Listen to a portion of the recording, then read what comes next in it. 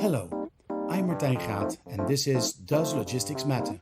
A podcast on trends and innovations in supply chain and logistics. Answering yes to this question today is Pieter van den Broecke, Managing Director Netherlands, Belgium and Germany for Manhattan Associates. On this episode, we talk about innovations in warehousing that not only increase efficiency, but also employee engagement and the role a warehouse management system plays in this. Please enjoy my conversation with Pieter van den Broecke. Pieter, the world around us is getting increasingly faster. If you look at just how we live our daily lives, we have these incredible computers in the pocket of our pants. At our fingertips is almost any information we can want in the world. If we order something, it's here tomorrow. Even if you want it today, that's almost a standard. Order it today and get it today. This has a huge impact on supply chains and on logistics, and for sure also on warehouses. What do you see when you look at that? Yes, Martijn, you're absolutely right. This is an incredible race to speed and agility, and the consumer is driving that. And organizations have to adapt and actually be ready to meet those consumer expectations. At the same time, actually drive their business in a way that they can still be profitable. And that is an easy statement, but it's not an easy realization if you look at the reality and what's going on in the world today. Specifically for supply chain and logistics, this poses quite some stress on the organizations. If you would look first of all at how companies need to organize themselves from an inventory management perspective, where do I want to hold inventory to meet the consumer demands and service expectations, that's on its own is already a complex matter today.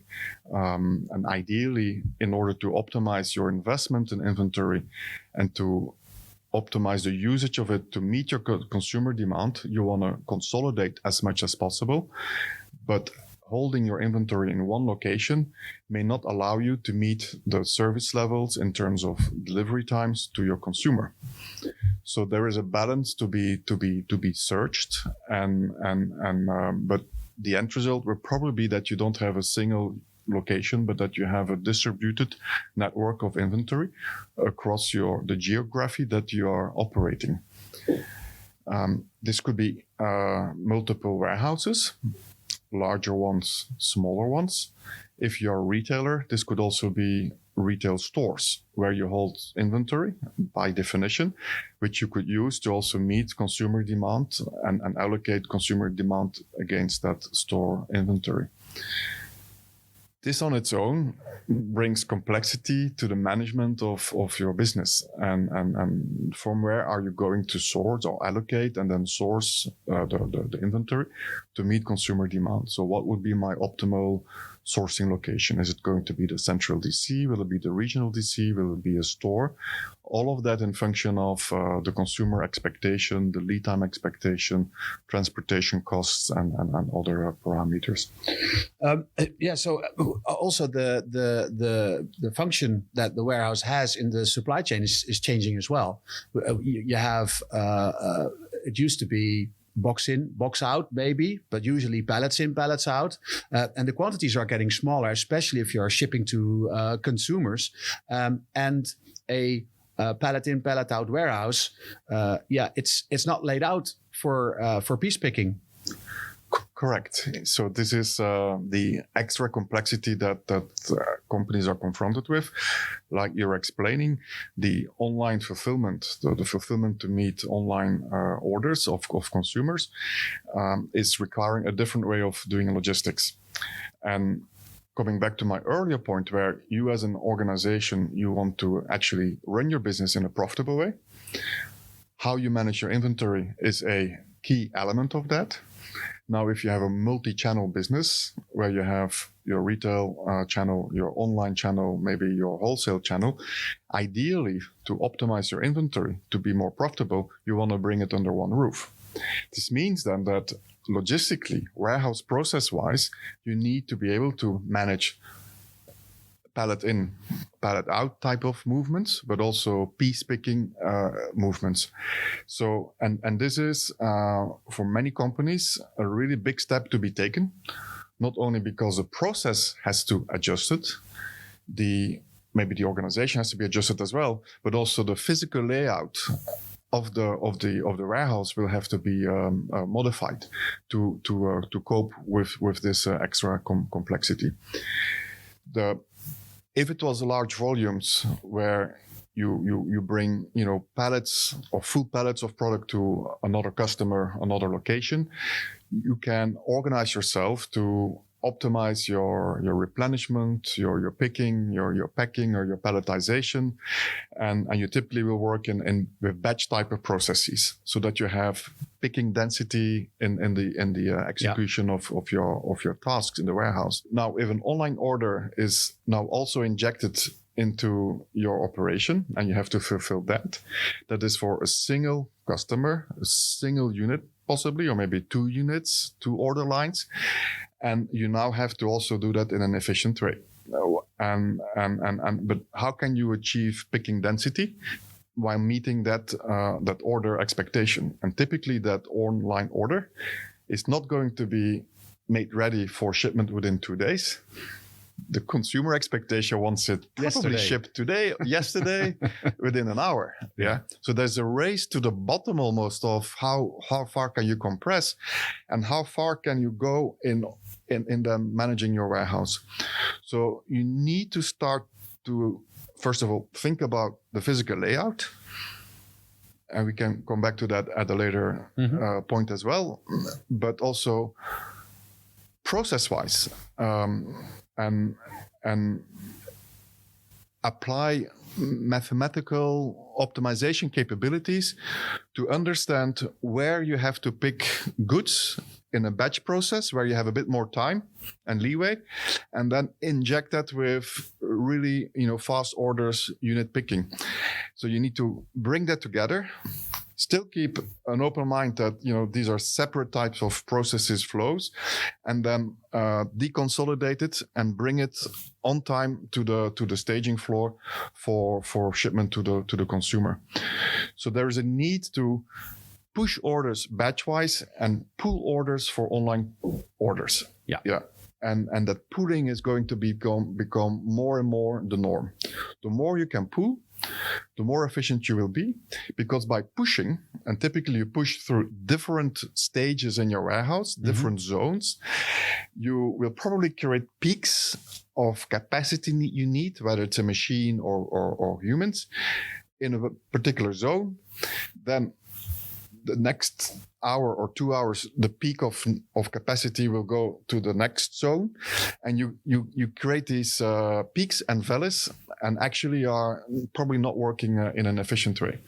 If you now are more smart and you are understanding my demand by zone, my capacity requirements, the type of picking, the type of movement that needs to be made, the available capacity, you can smartly start pulling orders through your warehouse by trying to smoothen out the capacity needs that you have and bring efficiency to the floor.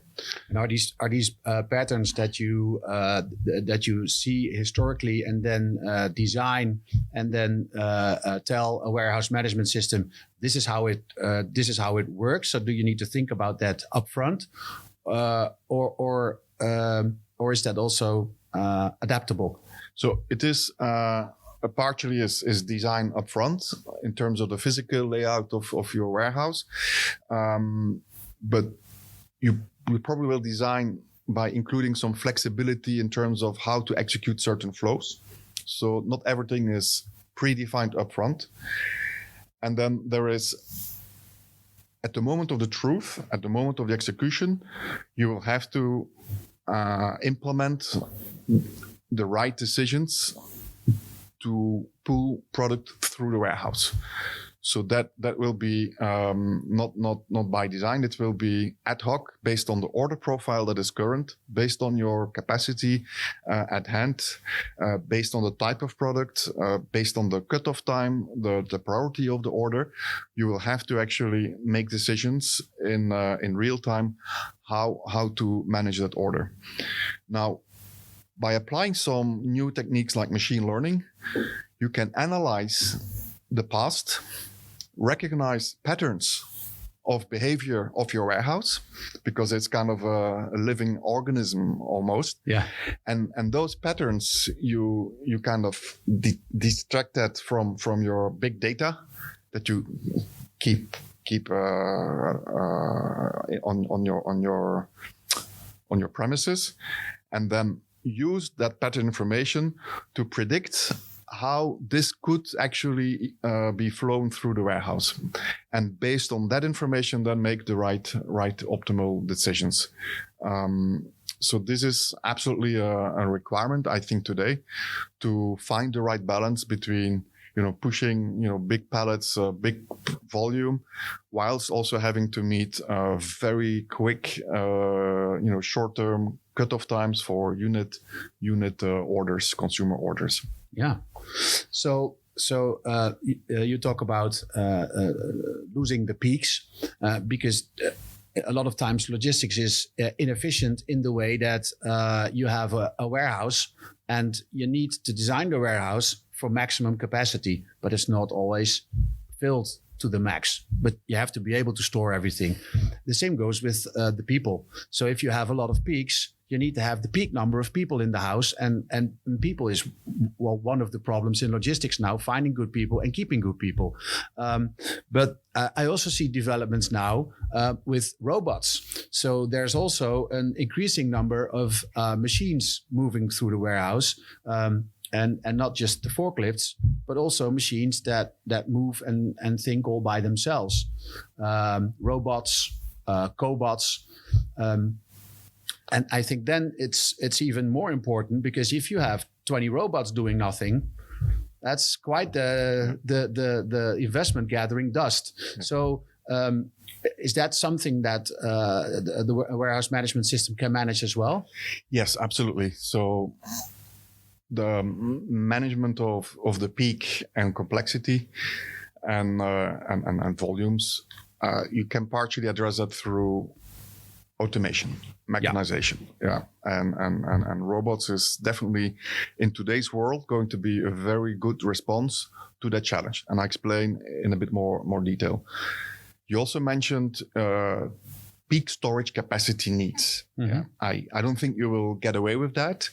But again, automation techniques like automated shuttle and retrieval systems, like storage and retrieval systems, shuttle type of technologies, allow you to really, in a very condensed way, store products for future retrieval when the orders are coming in. So that's one aspect, relatively traditional and has been around for a long time. But yes, there you are designing to peak. Now, when you're processing the order in the warehouse, replenishment, picking, packing, shipping, then you probably don't want to dimension that with machinery to the peak. So robots could be an option, where robots could be added on a demand type of approach. But people probably are also going to be a key element of flexibility to manage peak, because you can indeed bring in people on a temporary basis and mingle that with the robots.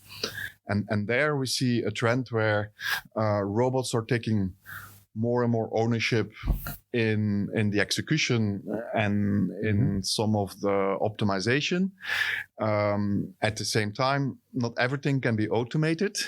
So you see nice combinations of people and robots or cobots that are actually executing the work in the warehouse. Examples are where a cobot is driving to the picking location. And then there's a combination with some pick to light concept, where a light is flashing and saying, hey, you need to pick something from this shelf, with maybe a numerical display saying how many units. Yeah. Then the picker goes and puts it on the cobot, and the cobot brings it to a packing area or a consolidation area. Yeah. The advantage here is that the walking distance of the cobot is automated, so that is relatively that is quite efficient. But the picker hasn't got to go and walk long trips, because he or she can just walk in a small area and is just feeding the cobots in an efficient way, and still probably using some human intelligence to make sure that the right unit is picked and put in the right way. Not everything can be picked by a robot today. A lot can be picked already, but there is a nice combination of human and machinery. There's also an increasing number of systems then in a warehouse, in the sense that there are cobots from one manufacturer, and then there's the shuttle system from another manufacturer, which actually is also a robot moving by itself. Yes. So how does that then work? Yeah. You're asking really good questions, Martijn. So yes, before you had just people in the warehouse. Yeah. Or just a big shuttle, a big machine, and a few people. Nowadays, this is not sufficient, and we can give some examples why not. But now it's a shuttle, it's a robot, it's a pick-to-light system, it's a conveyor, and it's people. It's maybe a packing station. So all these, and this is a big challenge for companies today. How do I actually make sure that all of these subsystems are working together? Not only by talking to each other, but also by actually working in harmony together. Yeah. So there must be a layer of intelligence somewhere that is sending the instructions on what to do next with which order to either a robot 1, a robot 2, a pick-to-light system, a human being, or another type of machinery. So the warehouse management system of today's generation or tomorrow's generation needs to include that intelligence. How do I harmonize, optimize, orchestrate the movements in a warehouse where I have multiple technologies from a robot perspective, automation perspective, as well as people that are contributing to the execution. And the Manhattan view on that is that this should be brought into a warehouse management system, rather than having a warehouse management system looking after inventory, task creation, and order management. Mm-hmm. Then a warehouse execution system that is looking at how shall I send the instructions to a robot and which human being. And then a warehouse control system that is in machine language, sending in sub-milliseconds instructions to the actual automation. So we believe that the latter should stay close to the machinery because it's specific to the machinery or the robot. But the upper layers, the 2 upper layers, is all about information management, decision making. That should be one single system that has a holistic view on tasks, capacity, orders, inventory, customer, order priorities, and bring that together and calculate, optimize the optimal instructions to the specific entity in the warehouse, machine or person. It's what you want if you run a warehouse. You want the holistic view. You want to know what's going on. Yeah. So that's why you say it's in one system. Yeah. And the complexity really comes back to earlier in the conversation. The online orders are now also being fulfilled from your wholesale warehouse, from your retail warehouse. So it's one warehouse that is serving omni-channel demand. So that brings this true complexity to the table today. Yeah. So you now also sometimes hear people worried that they might lose their job because the robots are coming. I guess some jobs in a warehouse will go because robots are now doing the work. But I believe that the type of work that the humans are doing is evolving and changing more than that they are replaced in large numbers. Is that also what you are seeing? I would absolutely agree with that.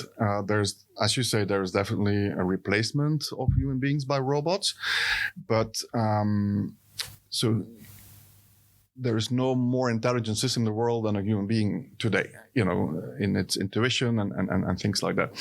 So the human being will always be an asset, on the one hand, to flexibly maybe support peak volumes, or to manage a different situation that you had not foreseen. This could be something really ad hoc, and we could maybe even mention Corona as a very specific situation where people had to get themselves organized in a different way. And then people are the most flexible entity in the warehouse to adjust behavior. That is one thing. A machine does its thing, and it does its thing again and again, but you can't really kind of reprogram that quickly. Another change that you may have to cope with is you have to be innovative as an organization every day to survive. Yeah, you need to follow the trends. You need to be a leader in innovation. And innovation means that you are trying something out, that you're doing something new that you have not done before. So before you really understand, what does it mean for me as an organization, for my warehouse, you may have to try it out. And then people are a really good way of trying it out. So embracing innovation from a new flow perspective, a new product perspective, I think people are perfect assets to do that. Obviously, when the concept is proven out, then maybe you can think of automating and taking the next step. But leverage people to do innovation, but also leverage people, obviously, by still having an overview of what's going on in the warehouse. You can try to predict everything. You can, research big data. You can try to analyze it with lots of computer power. But at the end of the day, the person, the supervisor, somehow also knows how to steer things. So people will still be important, and people is also in logistics. It's a huge problem. Logistics companies are always looking for good people. There's never enough, and especially if you look at people in the warehouse, they tend to switch quickly because the warehouse next door, they're paying 20 cents more. So I'm going there. So having good people is important, but having engaged people is even more important. They need to be happy and they need to enjoy what they do, and they need to, it needs to be fulfilling for them. So I've heard something about the gamification and warehouse processes. So can you tell me something about that? Because that sounds like what I'm doing on my smartphone, but in a warehouse environment. Yes, and that's really fun area to embark on. So yes, as an employer, attracting employees is a challenge, and retaining them is an even bigger challenge. So there's a shortage of people, and then you have to retain them. The labor force is also changing. It's younger people, diverse people. They are very digitally savvy. They are, like you said, they're always always connected, information at their fingertips. So people expect actually something similar in their working environment, and this is exactly the same situation for warehouse environments. So how can you motivate people? How can you challenge people? And the approach you could take as a logistics organization is actually, first of all, you start by measuring the people in a fair way. Yeah. So you need to have methods to do that, because moving a pallet, which is maybe moving 10,000 units, is absolutely lesser of an effort than moving 10,000 units each one by one. Just to make the obvious example. Yeah. But you need to measure people, first of all, in a fair way. Yeah. So that's one thing. Secondly, you want to challenge them. And this you could do like you would challenge yourself with your friends when you go on a cycle trip. Mm-hmm. All these fitness health apps, they actually are built on challenge that you set for yourself. Yeah. So as a business, let's say you're a growing business, you want to make the difference to the consumer. So you want to set targets for your group, for your organization, for your group, and maybe create a little bit of competition between zone A and zone B. You don't want to disclose that one person has done X units on that given day. You don't want to disclose that, but you can disclose some group information, and you can tell someone, hey, you've been the third in the list of top performers. So great job. And actually today was your personal record. Great job. So you earn some points, and you can collect the points, and then maybe you can exchange the points with a gift or half a day vacation. Yeah. So you motivate people with these kind of challenges and give them insight and create some fun. And I see in warehouses that the fun factor is coming back. The people factor is coming back. The fun factor is coming back. Hiring in peak season a DJ that is bringing a lot of ambiance into the warehouse with great music, and you see people almost dancing and doing their job. Yeah. So you need to start thinking about things, and the gamification is definitely an element of that. But make everything human. When you are as a team leader, assume you are a team leader, you are in the warehouse. Don't sit in your office in another building behind the screen monitoring data and numbers. No, you walk in the warehouse, you have your tablet with you with all the information, but the information is humanized. Yes. It's a person with a face that has done that performance on that day, has done this, has done that. And if you see challenges, you can go and walk up to that person. You can share the factual information. You can have a conversation. You can make a note that, hey, we had this conversation. Maybe next week we sit together, or we give you some extra training, or we give you a buddy or a coach, things like that. Yeah. Yeah. So this is critically important. And young people, they want feedback. They want to be approached as a human being. They want to not be just a number. Yeah. So if you can bring that in your organization, that's very, very important. Now, one element also that is important, and then, so what I was just saying is probably for your more permanent employees, but from time to time you need to bring in, to manage peak, some temporary people. For sure. You also want them to be productive from the first second. So you actually need to have a process and an interaction between the person and some mobile system that is displaying the instructions for the person that needs to be identical to a consumer app, like your Instagram or your Facebook app or whatever app it may be. Really so intuitive. It needs to be intuitive. It needs to be graphical, colorful. And when you need more information, you should be able to very intuitively navigate to a help button or a picture button and things like that. Yeah. Or you could call for help, to call the helpline and so. So this is also important, that there is like zero learning capabilities to onboard people as quickly as you can in your warehouse to manage your peak periods. Yeah. Oh, that sounds good. Well, Pieter, thank you very much for your time and sharing these new developments and insights. It was very interesting. Yeah, my pleasure, Martijn. It is really exciting times, I must say, and it's a pleasure to kind of share with you and have this conversation. Really a pleasure. Thank you for listening to Does Logistics Matter? For more on trends and innovations in supply chain and logistics, visit our blog on logisticsmatter.com. This podcast was recorded and produced by Dimitri Vleugel. The music is based on a sample by Ragaman and produced by Michael Spengler. This episode was sponsored by Manhattan Associates. Manhattan Associates is a technology leader in supply chain and omnichannel commerce. They unite information across the enterprise, converging front-end sales with back-end supply chain execution.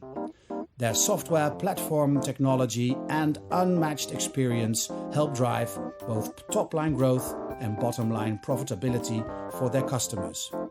For more information, visit www.manh.com. That's MANH.com.